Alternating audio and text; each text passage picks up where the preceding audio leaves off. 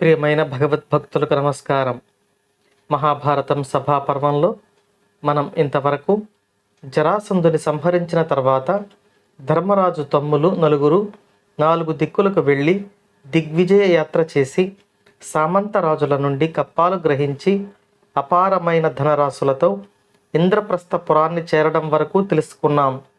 ఆ తర్వాత ఏమి జరిగిందో ఈ భాగంలో తెలుసుకుందాం. ఒకరోజు ధర్మరాజును అతని మంత్రులు కలిసి, కురువంశ వీరుడు అయిన ఓ ధర్మరాజా, నీ యొక్క ధర్మ పరిపాలన చేత, సుగుణ సంపద చేత, నిష్కళంక ప్రవర్తన చేత భూమి మీద ప్రజలందరికీ మీ పట్ల ఎనలేని అభిమానం కలిగింది. మీ తమ్ములు భూమి మీది రాజులందరినీ జయించారు. అందరు రాజులు మీ ఆజ్ఞకు లోబడి ఉన్నారు. నీవు రాజసూయ మహాయాగం చేయటానికి ఇదే తగిన సమయం అని పలికారు. ధర్మరాజు ద్వారకా నగరం నుండి శ్రీకృష్ణ పరమాత్ముడు వచ్చి రాజసూయ మహాయాగాన్ని ప్రారంభించాలన్న సంకల్పంతో ఆయనను ఆహ్వానించారు. ధర్మరాజు ఆహ్వానంతో శ్రీకృష్ణుడు ఇంద్రప్రస్థపురానికి చేరుకున్నాడు. ధర్మరాజు అతని తమ్ముళ్ళు శ్రీకృష్ణుడిని అందరి సమక్షంలో పూజించారు. అప్పుడు శ్రీకృష్ణుడు ఇలా పలుకుతున్నాడు: భరత వంశానికి అలంకారమైన ధర్మనందన, అన్ని రాజవంశాలలో నీవు పూజింపదగిన వాడివి. ధర్మం చేత స్వచ్ఛమైన కీర్తిలో, అధికమైన ఐశ్వర్యంలో దేవేంద్రుని వంటి వాడివి. అందుచేత ఇప్పుడు యజ్ఞం చేయదగిన వాడివి. నీవు నీ యొక్క గుణాల పట్ల ఆసక్తి ఉన్న వ్యక్తులను ఈ కార్యానికి నియమించు అని పలికాడు. శ్రీకృష్ణుని అమృత వాక్కులకు ధర్మరాజు సంతోషించి, నాకు శ్రీకృష్ణుని అనుగ్రహం చేత కోరికలన్నీ తీరాయి, సమకూరిన సంపదలంతా ప్రజలకు ఉపయోగకరం అయ్యాయి అని పలికాడు. ఈ విధంగా శ్రీకృష్ణుని అనుమతిని, తమ్ముళ్లతో పాటు పురోహితుల సమ్మతిని పొందాడు. సహదేవునితో, నీవు యాగానికి అవసరమైన సాధనా సామాగ్రిని సమకూర్చే పని చూడు. యాగశాలలో వివిధ దేశాల నుండి వచ్చిన రాజులకు విడిది ఏర్పాట్లు చేయవలసింది అని ధర్మరాజు ఆజ్ఞాపించాడు. అతిథులకు సౌకర్యాలు కల్పించడానికి అన్ని ఏర్పాట్లు చేయించాడు. తర్వాత ధర్మరాజు నకులుడిని హస్తినాపురానికి పంపాడు.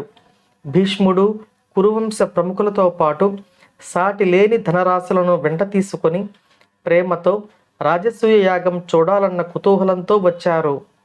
ఈ విధంగా వచ్చిన భీష్ముడు, ధృతరాష్ట్రుడు, విదురుడు, ద్రోణుడు మొదలైన వారినందరినీ ధర్మరాజు పూజించి వారితో ఇలా పలికాడు: మీ అందరి అనుగ్రహంతో నేను ఈ మహాయాగాన్ని చేయటానికి పూనుకున్నాను. దీనిని మీరంతా ఘనంగా నిర్వహించాలి అని పలికాడు.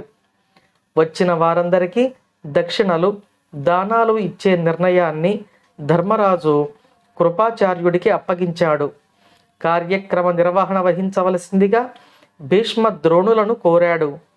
వివిధ పదార్థాలను వినియోగించటానికి విదురుడిని, వివిధ దేశాల రాజులు తెచ్చి ఇచ్చే కానుకలను గ్రహించడానికి దుర్యోధనుడిని, ఆహార పదార్థాలను అందరికీ అందజేయడానికి దుశ్శాసనుడిని ధర్మరాజు నియమించాడు. యాగం ప్రారంభ సమయానికి ధర్మరాజు దీక్ష వహించి బ్రాహ్మణులు, దాయాదులు తన వెంట రాగా మహావైభవంతో యజ్ఞశాలలో ప్రవేశించాడు. బ్రహ్మ తేజస్సుతో పాటు క్షాత్ర తేజస్సు ప్రకాశిస్తూ ఉండగా రూపు దాల్చిన ధర్మంలా ధర్మరాజు ప్రజలందరికీ దర్శనమిచ్చాడు. బ్రహ్మజ్ఞాన సంపన్నులైన బ్రాహ్మణోత్తములంతా తన చుట్టూ ఉండగా ధర్మరాజు బ్రహ్మర్షుల చేత కొలువబడే బ్రహ్మదేవునిలా ప్రకాశించాడు. మూర్తి భవించిన వేదాల వంటి వారైన ధౌమ్యులు, ఋగ్వేద తంత్రాన్ని నిర్వహించే ఋత్విక్కులుగా, యాజ్ఞవల్కుడు యజుర్వేద తంత్రాన్ని నడిపేవారిగా, వేదవ్యాసుడు ప్రధాన ఋత్విక్కు అయిన బ్రహ్మగా, సామవేద తంత్రాన్ని నడిపే ఋత్విక్కుగా సుసాముడు, ఈ నలుగురి యొక్క పుత్ర శిష్య సమూహాలు సహాయకులుగా, నారదాది మహామునులు సదస్యులుగా, భీష్మాది రాజర్షులు, జగన్నాథుడైన శ్రీకృష్ణుడు చూస్తూ ఉండగా రాజసూయ మహాయాగం మహామనోహరంగా సాగింది. ఆ రాజసూయ మహాయాగంలో మంత్రంతో కూడిన ఆహుతులను అధికంగా ఉపయోగించటం చేత దేవతలు నిండుగా దక్షిణ దానాలు ఇవ్వటం చేత బ్రాహ్మణులు, సన్మానాల చేత వివిధ దేశాల రాజులు, అన్నదానం చేత సామాన్య ప్రజలు పూర్తిగా తృప్తి పొందారు.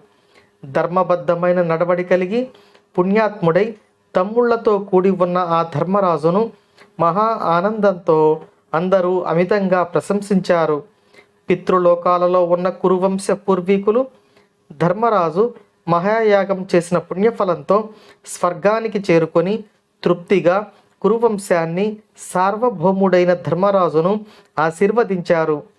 రాజసూయ మహాయాగం తర్వాత ఏమి జరిగిందో మనం తర్వాతి భాగంలో తెలుసుకుందాం. ఓం నమో భగవతే వాసుదేవాయ.